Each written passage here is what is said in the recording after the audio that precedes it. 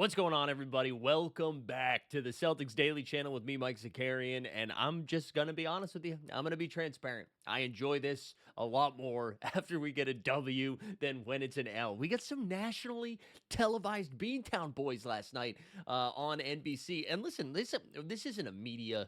This isn't like a media critique channel, but I like what NBC's doing. I thought Mike Tirico, listen, I'm used to the Reggie Miller stuff. You love him or hate him, whatever. At least Reggie Miller loves basketball. You can tell that from his broadcast. But I think he pairs up nicely with Tirico, who, I'll be honest, not a huge fan of in the NFL booth, but I like him in the NBA. The production value is great. I'm enjoying the NBC broadcast. Didn't enjoy that the second game started at 11 p.m. at night. That's craziness.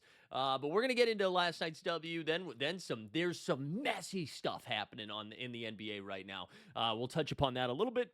And then we'll get you on out of here. And do me a favor. And if you haven't done it yet, if you've been holding out, do me a favor. Hit the subscribe today, because it's my birthday today. We're going to lean into that a little bit more. If for whatever reason you're like, I'm not sure how I feel about this guy, it's birthday day, all right? So that can be your gift, not just to me, but a gift for you. Hit the subscribe, like the video, get involved in the comments too. I did a bad job responding to comments yesterday, and I apologize. But as I mentioned yesterday, not LeBron isn't the only washed king out there, okay? This guy too, man. The back.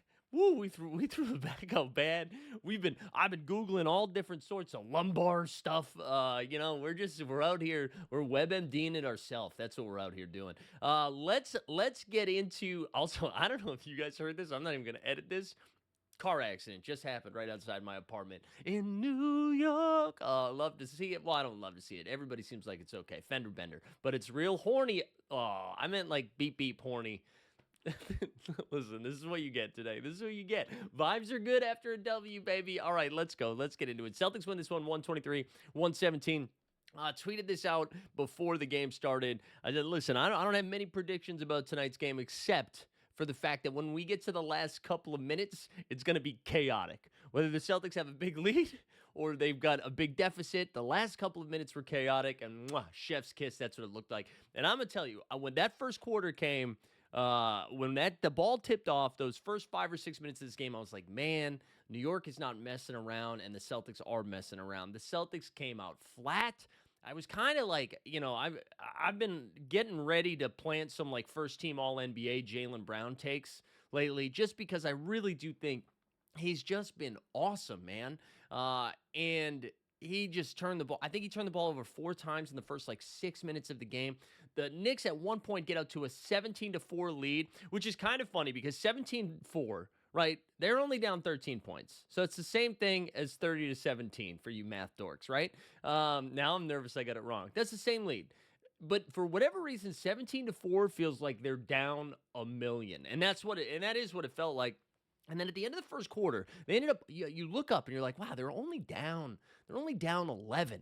They're only down 11. And then they outscore them 37-20 in the second, and then 36-24 in the third, and just kind of they took an 18-point lead into the fourth quarter, and then, of course, almost choked that thing away with some crazy-ass turnovers and everything. But let's focus on the positive. The Knicks did not start double big. So they started Cat, Hart, Bridges, Brunson, and McBride. I thought there was a chance they were going to do it. I thought they were going to throw Mitchell Robinson in there. Celtics were able to keep Mitchell Robinson off the floor for the most part. He only played 16 minutes. Had 5 rebounds. It's kind of wild. Mitchell Robinson, one of the rare players where I think his offensive rebound rate is almost better than his defensive rebound rate. So he had 5 boards in the 16 minutes and 4 of them on the offensive end. He did wreak havoc. So shout out to Missoula and the fouling company that kept Mitch Rob off the court, because I do think that caused a problem. And something we mentioned or we highlighted yesterday. It's like, and I mentioned it with the Raptors game, I forget who the Raptors and Blazers, right? Where I was like, are the Blazers going to be effective enough in their small ball to just play the bigs off the court? And they didn't play the bigs off the court. Obviously, Cat was out there, but I do think the way that the Celtics played last night, where it's this just kind of gang rebound intensity of everybody flying around, you could see it gutting Cat's head a little bit. I mean, Cat was not himself. I think there was a couple of ticky-tack calls he did not get that he thought he was going to get, then turned the ball over a few times. Like, Towns' final line, right? It looks good because he had a solid second half. 29 points, 7 rebounds, 2 dimes, only 4 turnovers on 12 for 19 shooting. Like, that looks good, right? But I think the eye test there, he seemed out of sorts. And I thought that had a lot to do with the way the Celtics defended, not just him, but the Knicks in general. And the Celtics were just chaotic. And I mentioned Jaylen Brown's slow start, but good Lord, put the foot down for that second quarter. I believe, he had something like, I want to say it was like 16 or 18 points in the third quarter, but then followed up with like 15 in the second, and then followed it up with like 14 or 15 in the third. I can't remember. Final line though, 16 for 24 shooting, 42 points, 4 boards, 4 dimes. He did have 4 turnovers, all of them coming in the first, and then a steal as well. He was great, man, and he logged heavy minutes in this one, and just kind of was like, hey, we're not losing this game, even though he did. It was a little funky there down the stretch, but he was just really, really solid. Derek White hit some clutch triples late. White finished here with 22 points on 8 for 16 shooting. All 8 of his misses from behind the arc. He had 5 dimes, 2 boards. Jordan Walsh, man, gave him 19 good minutes, 8 points and 6 boards. And then the bench, like, listen, Simon's 5 for 9, 12 points, 3 dimes, but I thought he hit some big buckets. Knicks made a little bit of a run. Simon's got a nice and one at the rim. I thought he looked good in his time out there. And Josh Minot defended his ass off. Played 27 minutes off the bench. I heard Reggie Miller talking about Anthony Simon, like that the Celtics understand how to do the 6th man. Talking about Malcolm Brogdon winning 6th man of the year, Peyton Pritchard winning 6th man of the year. But he was saying that in reference to Anthony Simons. It might be Minot being 6th man of the year. He played 27 minutes, as I said, 11.6 boards, only 1 block. It felt like he had more stocks out there, but it was a big block. Jalen Brunson, again, the Knicks are in the midst of their run. Brunson goes up for a left-handed layup, and Minot reaches it at the very top of the arc, swats that ish away, and then the Celtics go down the other way. It was a really good performance. Again, I say start to finish, but it wasn't, because the start and the finish were a little funky. I don't know what it is about the DNA of this Boston team. Not even this Boston team, this Boston era. They just are like, hey, man, let's play bad in the last couple of minutes, right? We dribble the ball and they were half court for a little bit, and they were like, oh shit. And then they fire it to a player to like throw up a grenade 3-point shot with like a second left on the shot clock. But whatever. Dub's a dub. Celtics moved to 12-9. Pritchard had a tough shooting night, 1 for 7 from 3, but I thought he still played like pretty good basketball. Was doing a really good job of getting the defender on the hip. And I really, this team, as tilting and frustrating as it is fun to watch. I didn't think this was the best Nemi game. He had 8 and 6, but there were some big boards, a couple of big putbacks early on when the offense was struggling. I thought he did a good job. And then, like, listen, we got to shout out Ugo, man. Ugo, just like a shot of adrenaline. What's that, like, Pulp Fiction scene? Popped it. I forget. What are they jamming in there?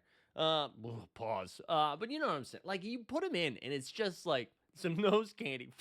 Fire. He just flies out there. 23 minutes, right? He only had 4 points and 5 boards, 1 steal. But, I mean, they were just big-time stuff, man. He had a strip of Cat that ended up turning into a little give and go with Pritchard and Jaylen Brown. Tough finish. It was just a good freaking win, man. At home against the Knicks team. Again, that's supposed to be like Eastern Conference favorites. And we're now, I said this yesterday, but it's freaking December, man. We are a quarter of the way or a fifth of the way through the season, whatever it is. No, 24. Yeah. You like that quick math? 24, 60, 80. Quarter of the way into the season, and this team is still freaking around. They're still around, man. If we look at the standings here, Celtics now 3 games over 500. They are 12-9. That's a half game back behind both Atlanta and Cleveland, who are both 13-9. You've got the Magic, who have been red hot, right? Magic, winners of 3 in a row, 8 of their last 10. They're 13-8, so that's just a game back out of the 5 seed. The Knicks, who they just beat, right? Knicks are 6-4 in their last 10. They're only a game and a half behind the Bing Bong Boys, who I think, was that the 3rd time they played each other, and the Knicks are 2-1? I can't. They're either 1-1 in the season, or actually, I think they're 1-1, right? They played like the 2nd game of the year, maybe. I can't remember. Then the Raptors, who won a game again last night against Portland, they're 8-2 in their last 10. They're 15-7. The Heat, I mentioned 14-7, forgot about them, and the Pistons are 17-4. But the Celtics are right in that mix, man. I don't know. It's fun, and it gets us to that point of the ceiling, right? There was some more mumbling around Jason Tatum yesterday, and like, is there going to be some sort of push pull? Oh boy, that was some sort of push pull conflict, right? Between Tatum's desire to get back out onto the court and to play some basketball. Does he think he's further along than, say, the Celtics medical team? Is the Celtics also looking at their standings and being like, man, if we just have one bad month, all of a sudden we're in the lottery in one of the deepest drafts in recent NBA history, right? So that kind of conversation is going to be going back and forth, I think, all the way through February. And then that'll get us closer to the trade deadline. And then you start looking around at some of these teams who we're going to talk about here in a second that might be in like fire sale mode, because the vibes, I thought the Celtics vibes are going to be kind of rough this year. I thought we were going to be, at this point in the season, listen, I've said this too, but I just thought we'd be like, hey man, you know what? It's fun seeing Jordan Walsh get an opportunity. Baylor Shireman get some run. The rookies. Peyton Pritchard doing a little bit more. But this team's probably a sub 500 team, or maybe right at 500. And now you just kind of talk yourself into the East being more of the parity around. Like, again, you take out the Oklahoma City Thunder, and there's a lot of parity in this league. And when that happens, like, the doors remain open, and then you start thinking about continuity and championship pedigree, and I do think that I'm not saying the Celtics are going to make a finals run, but it's harder to be like, oh, let's focus on the draft, when you're like, okay, so if we stay on this pace right now, are we looking like a top 6 is reasonable? And then you're not, we're scared of the Toronto Raptors in the first round of the playoffs, the Miami Heat in the first round of the playoffs, like even the Knicks, if you had Tatum back. I don't know. I mean, I feel like the Celtics would for sure be underdogs in these situations, but I don't think it's a wild claim to be like, I think this team could hang. And especially as some of these ancillary pieces start getting more and more comfortable in their role. And I'm talking about Walsh, who's been great. Minot has been great. I mean, I keep waiting for the other shoe to drop on this small ball thing that we're throwing out there. But I think because the Celtics are like, hey, man, listen, we have to play small, all right? We're not going to run Luka Garza out there for 25 minutes. We're going to try not to run Xavier Tillman out there for 25 minutes. So let's see if we can just out-hustle you, outwork you, and then knock down an F-ton of triples. And then the three-point ball, I don't think they had like a little hot stretch, but for the most part, I think the Celtics got this W without shooting the ball super-duper great from three. They ended up 32% from three, 13 for 40, right? They get to the line 14 times. You compare that to the Knicks, who had Mikal Bridges hit 8 triples. They went 19 for 44 from the three-point line. So they beat them at the three-point line. They had both made the same amount of free throws. The Knicks had 33 rebounds to the Celtics 38 rebounds. So even though the Celtics become one of the worst defensive rebounding team, it's the offensive boards that have really been helping them, as the Celtics picked up 11 last night to the 10 of the Knicks. So, I'm trying to be reasonable and have realistic expectations about what we're seeing right now, but man, it's fun as hell. It's fun as hell. You know what's not fun as hell? The Milwaukee Bucks. So, I don't know if Giannis was like, let me go back and see how LeBron handled when he was not happy. And then he started doing, remember when LeBron was like 0 dark 30? Or remember, there was that time with Kevin Love where he posted something on Instagram that he was like, sometimes you're work on fitting in versus fitting out. Some stupid ass quote like that.